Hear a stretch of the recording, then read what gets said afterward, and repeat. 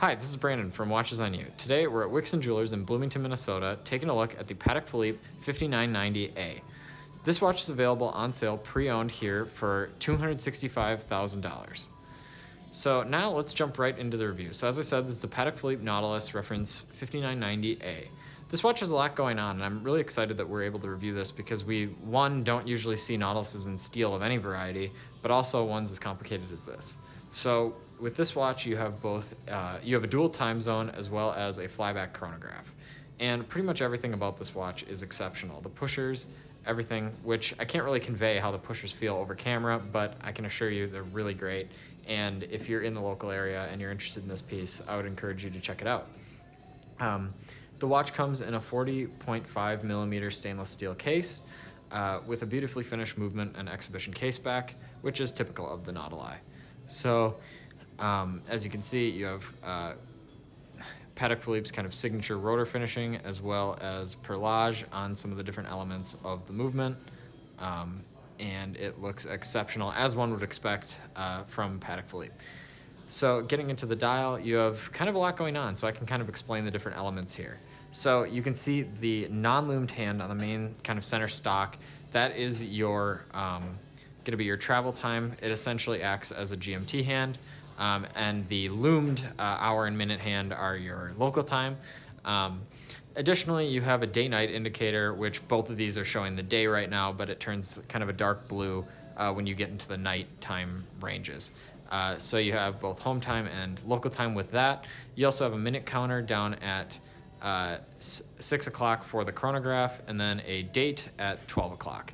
So now I'll demonstrate the flyback chronograph, and it is one of the best feeling chronographs as far as like how the pushers feel and everything that I've ever experienced.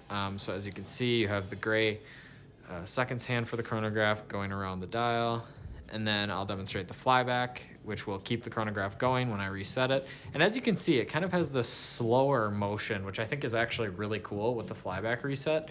It looks and feels excellent. So now I'll stop the chronograph again using the top pusher and reset using the bottom pusher, and it's not going to keep going because this is just acting, that essentially is how you stop a normal chronograph. So getting into the thickness of the watch, one thing I really love about all Nautiluses is the bracelet. They're extremely thin, but they still feel very secure. There's not like, there's pretty much no wiggle with the bracelet, but it's very thin and very light. This one does feel more, I would say, heavier than any of the other Nautiluses that I've worn in steel. That's just mainly because of the movement. You're getting a lot more complications, which always adds more weight. But nonetheless, it'll fit under a dress shirt cuff, no problem. You have a double deployant clasp, which really I would prefer a single deployant, but I think it's kind of to be expected with the Nautiluses that you do a double deployant. I'm sure there's design reasons why they do that. If you guys are actually aware of why they do that, please leave a comment below. And as you can see on the wrist, I have about a 6.5 inch wrist in circumference, and I think it looks great. I mean, this is a watch that it would really look good on anyone. You can wear it really with any outfit that you're wearing, but honestly, given the price, you're probably going to wear it in more formal settings anyways. But overall, I think it's a really, really nice piece with all the brushed and polished elements on the case, as well as the different functions that it can have. One other thing that, again, you can't really convey over camera is how it feels when it winds. My brother was actually winding the watch before the review, and he could barely tell he was winding it. It's so smooth and soft, but if you listen very closely, you can hear the watch being wound, which I think is really cool. It just shows kind of the quality of the piece.